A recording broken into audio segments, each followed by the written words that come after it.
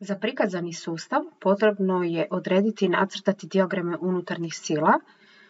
Prvi puta sada imamo elemente koji su pod kutem i samim tim ćemo prvo definirati koliko iznosi kut alfa. Kada odredimo vrijednost kuta alfa, odmah zapisujemo vrijednosti sinusa i kosinusa da bi sve imali napisano na početku, te ukoliko nam je potrebno primijeniti izračunate vrijednosti, sve imamo na početku uz zadatak. Karakteristično zadatku je to da imamo na elementu 4b istovremeno i lokalno opterećenje od 10 kN po metru, pa ćemo vidjeti kako se ono uzima u obzir kod izračuna i reakcije unutarnjih sila, te kako se konstruira parabola drugog stupnja na tom mjestu kada budemo nacrtali dijagram momenata. Ovdje je prikazan izračun zamjenske sile. Zamjenska sila se u slučaju lokalnog opterećenja koje djeluje direktno na sam element računa kao visina pravokutnika puta duljina tog pravokutnika, znači 10 puta 3,81. Kako je taj kut koji zatvara zamjenska sila drugačiji od kuta alfa, a vezujemo se za to da uvijek povezujemo same kuteve sa osi x, odnosno sa horizontalom, označili smo taj kut koji zatvara zamjenska sila odnosno na horizontalu sa beta, izračunali koliko iznosi beta i izračunali sinus i kosinus. Beta će naravno biti jednako 90 stupnjeva minus alfa, samim tim on je 23,19 stupnjeva, te smo prikazali kao i u slučaju kuta alfa sinus od beta i kosinus od beta. Oni će nam konkretno biti odmah direktno prikazani kod izračuna reakcija. Kod izračuna reakcija pišemo sljedeće. Suma momenata na točku A je jednaka 0. Imamo konvenciju i vrtnju predznaka te idemo redom. Minus 14 puta 4 puta 0,5 je udaljenost do A. Zatim imamo minus plus 20, to je ovaj moment koji vrti u istom smjeru kao i konvencija. Zatim minus 50 puta 4,5. U sljedećem koraku imamo plus 38,1 puta kosinus od kuta beta i puta 1,75. Samo ću pojasniti što je sada to. To je horizontalna komponenta od ove zamjenske sile koja djeluje na udaljenosti od 1,5. Druga komponenta od iste te zamjenske sile se sada računa kao minus 38,1 puta sinus beta, to je vertikalna komponenta, puta udaljenost, znači od vertikale pa sve do točke A, to je 5,25. Ono što nam je tu nepoznanica, to je reakcija B puta 6. Kada sve izračunamo, dobijemo da je reakcija B 41,75. U sljedećem koraku računamo sumu momenata na točku B, crtamo konvenciju i kao što smo do sada naučili, uvijek prepisujemo doslovno opterećenja, mijenjamo predznake i mijenjamo udaljenosti. Na taj način osiguravamo da ništa od opterećenja u drugoj jednadžbi ne izostavimo. Pa pišemo redom. 14 puta 4 puta 5,5. To je ovaj dio, znači kada je tu zamjenska sila do ležaja B, odnosno do točke B. Moment je uvijek isti, to smo rekli.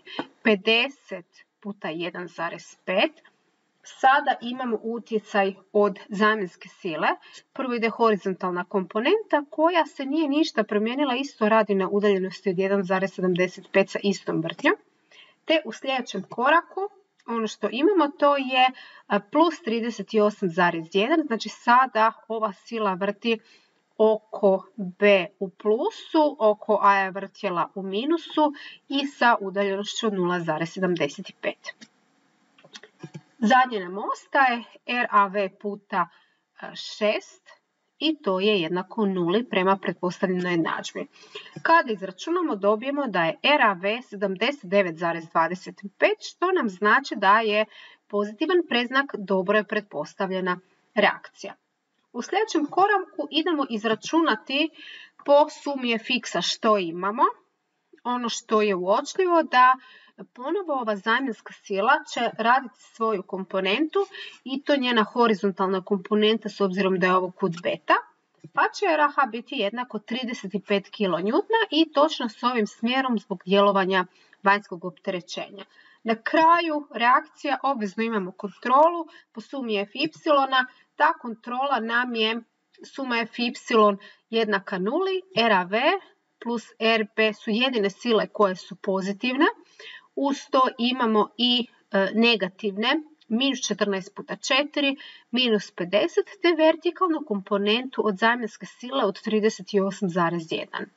Kada sve to uvrstimo i izmnožimo, dobivamo zaključno da je 0,0 zadovoljava ravnoteža, te da su reakcije točne. Idemo na sljedeći korak određivanja unutarnjih sila. Kao što smo i do sada naučili, uvijek određujemo momente savijanja, crtamo konvencije predznaka u ovisnosti o presjeku koji gledamo, te idemo redom vidjeti u kojim momentima smo sigurni da je vrijednost, u kojim točkama smo sigurni da je vrijednost momenta jednaka nuli. Ako promatramo sada cjelokupni sustav, to definitivno vidimo da je to točka 1, jer tu nema opterećenja, odnosno je opterećenje koje djeluje je jednoliko kontinuirano koje je na kraku doslovno možemo reći nula, te u točki P u kojoj je zglobni ležaj. U točki je zglobni ležaj, ali je zadan koncentrirani moment, pa samim tim vrijednost momenta tu nije jednaka nuli. Sljedeće što radimo, to je da ispisujemo kolika je vrijednost momenta u točki A i jasno je s obzirom na konvenciju da je on 20 kN, odnosno da iznosi isto kao što je i zadani moment. Što sada radimo? S obzirom da je ovo okvirni sustav, već prema dogovorima, prema svim uputama koje smo radili na nastavi, element A2 u ovom slučaju zaokrećemo tako da se on nalazi lijevo, te da ima desnu konvenciju unutarnjih sila, u ovom slučaju momenata savijanja, te element 4b ćemo zaokrenuti tako da će on imati desni isječak sa lijevom konvencijom. Pa idemo prvo redom po redom. Idemo sad odrediti moment u točki 2, promatramo što nam tu sve utječe na moment 2, imamo sam koncentrirani moment koji vrti isto kao i konvencija, znači bit će minus 20, te ćemo imati isto RAH puta 3,5. Pa idemo taj dio ispisati. Znači imamo M2 će biti jednako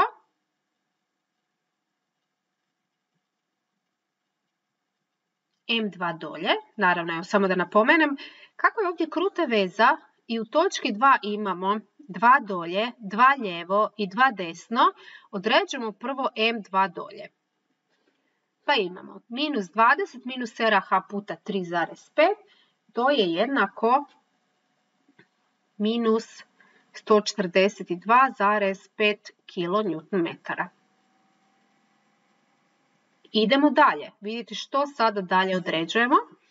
Ovaj isječak je jasno ovaj ovdje isječak i on nam služi da bi odredili M2 lijevo.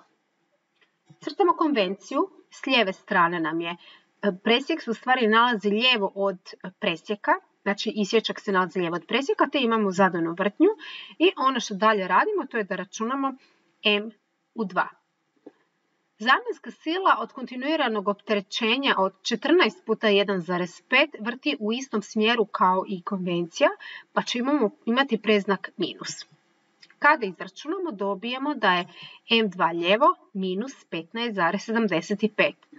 Za sada imamo određeno M2 dolje i M2 lijevo. Kako tu imamo krutu vezu, možemo koristiti uvjet ravnoteže u krutoj vezi da je suma momenata jednaka nuli. Moment M2 desno, prema tome određujemo prema vrtnji po uvjetu ravnoteže momenta u krutoj vezi. Kako to radimo? Skiciramo one momente koji su nam poznati. U ovom slučaju to je 15,75 i bilo je minus 15,75, što znači da se nalazi gore, te nacrtamo vrtnju na način da promatramo da moment vrti iz dijagrama prema nosaču. Kako imamo poznatu M2 dolje, idemo i taj dio nacrtati, Dobili smo da je minus 142,5. Kod okvirnih sustava moment sve što je minus je van sustava, ne unutra. Nacrtali smo vrtnju iz dijagrama prema nosaču i ono što sada vidimo da imamo i jedan i drugi vrte u smjeru kazaljke na satu, što znači da se ta dva momenta moraju zbrojiti, dobiti ukupna vrijednost njihovim zbrojem, ali samim tim moment koji se nalazi M2 desno mora biti u ravnoteži sa ova dva momenta, odnosno poništiti se zajedno, pa znamo da će moment koji nam se nalazi na ovom kraju iznositi 158,25 i imati vrtnju u smjeru suprotno kazaljke na satu. Ako ima ovakvu vrtnju, onda zaključujemo da se mora nalaziti sa gornje strane i mora onda imati predznak minus. Zašto mi sada tu pišemo predznak minus? Zato što se dijagram nalazi sa gornje strane, a nama na kraju kada crtamo sve dijagramom moramo imati točno napisane sve predznake. Pa samim tim pišemo da je M2 desno 158,25.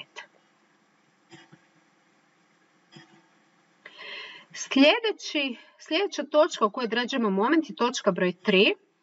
Ovo je konvencija i idemo sada redom ispisivati što sve imamo u izračunu momenta u toj točki.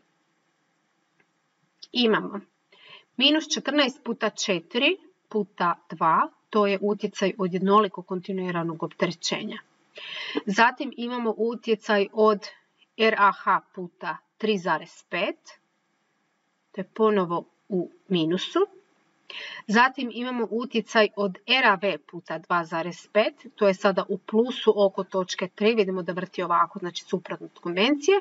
I imamo još ovih 20 kN koje je u minusu.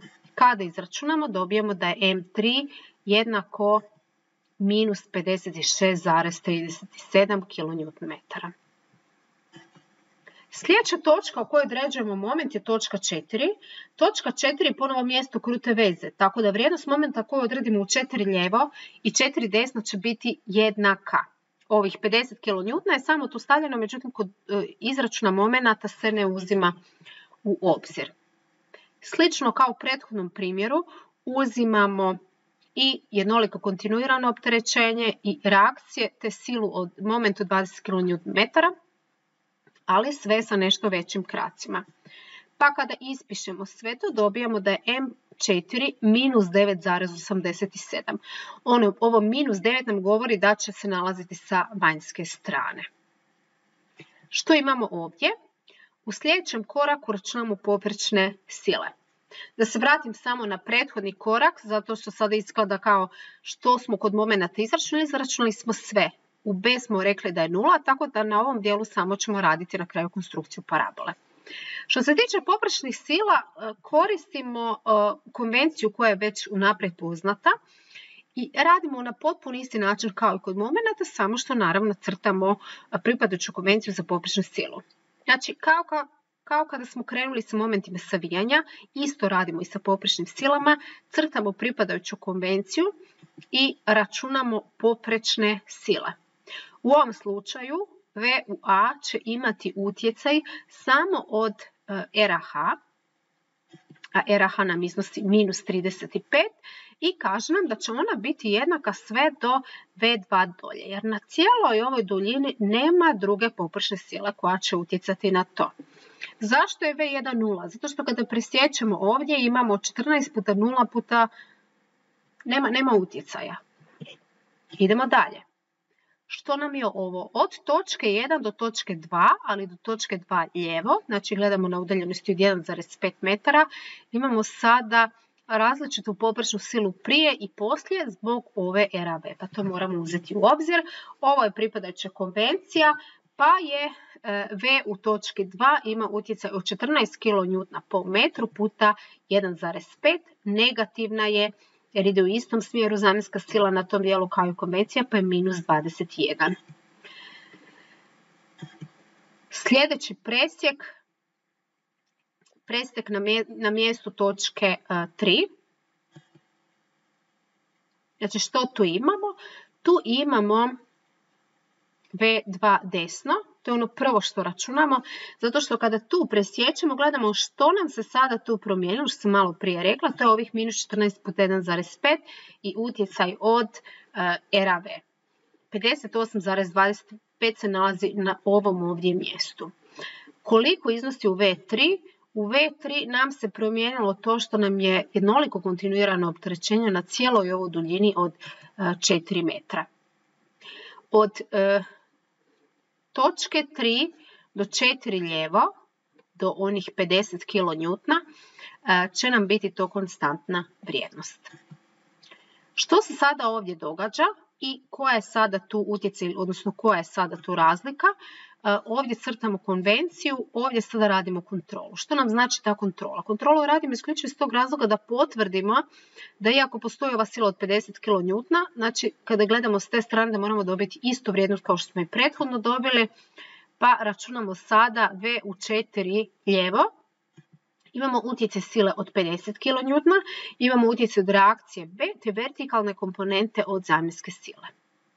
U sljedećem koraku ćemo vidjeti kako odrediti poprečnu silu na kosom elementu. Ovo je os elementa, poprečna sila je okomito na os elementa i samim tim se sada prvi put susrećemo sa tim pojmom u ovom konkretnom primjeru da je to lokalni koordinatni sustav. Ukoliko imamo sile koje ne djeluju duž ili okomito na os elementa, pa nam radi direktno poprečnu silu kao ova zamjenska sila od 38,1, nego imamo reakciju B, onda tu reakciju B moramo rastaviti s obzirom na pripadajuće komponente, tako da komponente možemo i prepisati poprečnoj, odnosno uzdužnoj sili.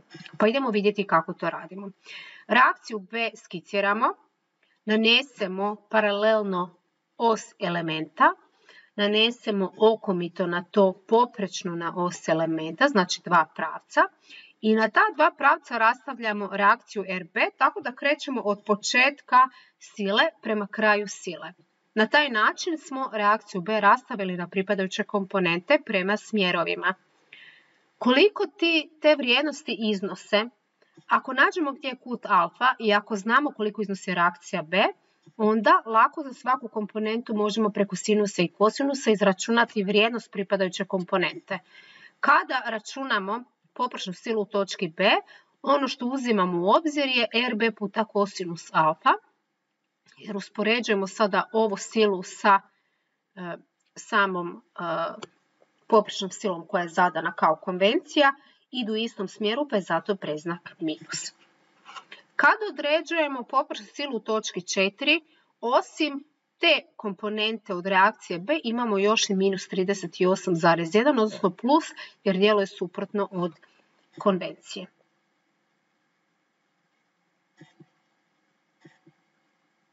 U zadnjem koraku potrebno odrediti uzdužne sile. Kod uzdužnih sila ćemo ponovo promatrati dio po dio, pri čemu u nekom koraku je vrlo jednostavnije, odnosno puno jednostavnije kod uzdužnih sila definirati određene vrijednosti. Pa na početku pišemo da će NA biti jednaka minus RAV, ali vidite da RAV djeluje tlačno na element i da će ona biti konstantna sve do točke 2 dolje. Znači imat će predznak minus i biti konstantna sve do te točke.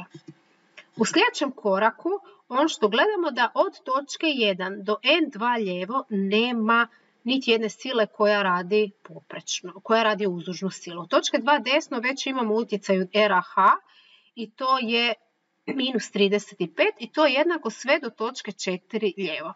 U 4 desno moramo gledati utjecaj od cijelog ovog dijela koji smo prethodno slično i proučavali. Pa idemo vidjeti što tu sada imamo i kako to rastavljamo.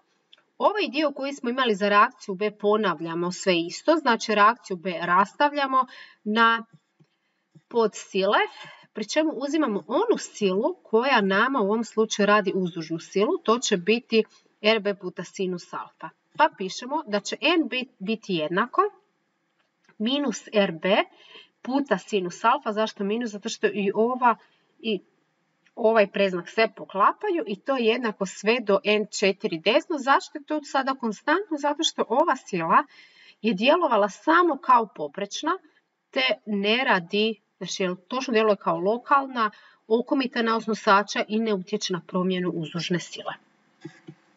Kada smo sve izračunali, idemo crtati dijagrame.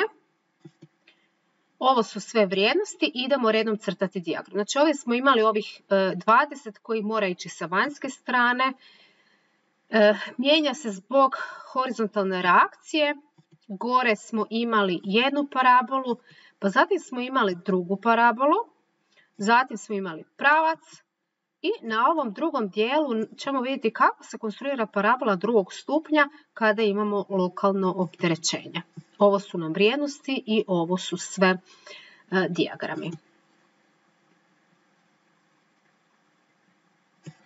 Što imamo tu karakteristično? Jedna reakcija, druga reakcija, lom od sile, moment, parabole drugog stupnja, sila i parabola drugog stupnja, tako da je ovo opis jednostavno kontrola da li smo sve dobro nacrtali. U sljedećem koraku idemo vidjeti kako konstruiramo parabolu drugog stupnja i ovo je parabola od točke 1 do 2. Ovo je standardno opterećenje koje smo već radili. Ono što nam treba za konstrukciju parabole jest izračunati opterećenje puta L na kvadrat kroz 8. Opterećenje je tu 14, L će biti 1,5 na kvadrat kroz 8. Izračunali smo koliko iznosi i idemo sada pojasniti, odnosno podsjetiti se postupka. Spajamo točku 1 i ovih minus 15,75.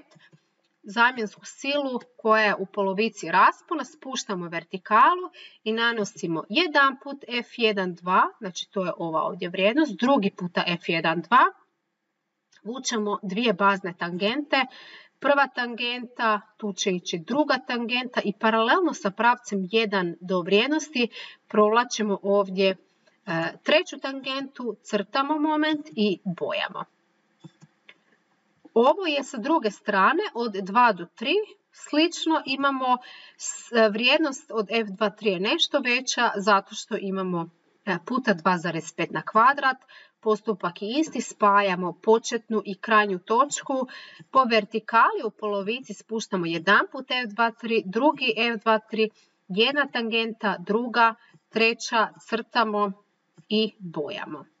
Treći slučaj jeste primjer opterećenja vjetrom kada imamo lokalno opterećenje. Ovdje nam je 0, ovdje je 9,87.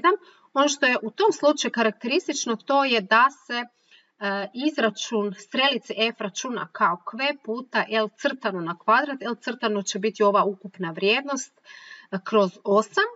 Nanosimo potpuno je cijeli isti postupak. Ponovo idemo u sredini, nanosimo, znači okomito na os nosača, od ove točke nanosimo jedan put, dva put strelicu F4B, jedna tangenta, druga, treća, vučemo u parabolu i bojamo dijagram momenata. U sljedećem koraku idemo pogledati poprečne sile. Od poprečnih sila crtamo sada redom što smo imali. Ovdje gdje god smo imali jednoliko kontinuirano opterećenje, tu je sada ponovo pravac i ponovo ovdje imamo tu pravac jer je to taj utjecaj. Ovo su nam vrijednosti i predznaci. I za kraj imamo dijagram uzdužnih sila, ovo su nam vrijednosti, idemo sada vidjeti što, gdje smo imali i na kraju smo imali tu konstantnu vrijednost i sve su bile negativne i tu je gotov primjer zadatka.